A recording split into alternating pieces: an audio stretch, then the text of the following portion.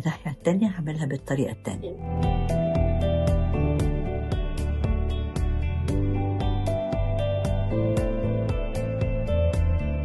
رجعت على طول، ما رحتش تاني كده. اللي مفيد قوي كمان الواحد يحط فوطة ورا رقبته أو إيديه ويحس بيرفع لفوق وبعدين يسند على الإيدين ويخليه شهيق زفير كذا مرة. ده بيريح قوي وبيعمل إطالة للرقبة من قدام.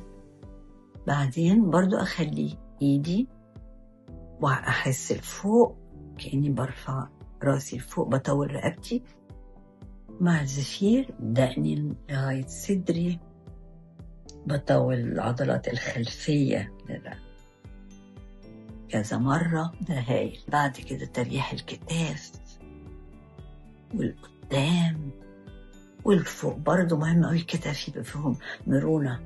في ناس كتير لما نقول لهم ارفعوا كتف كتف يعملوا كده. لا، احنا عايزين الكتف نفسه يترفع، الاتنين يترفعوا وخلاص.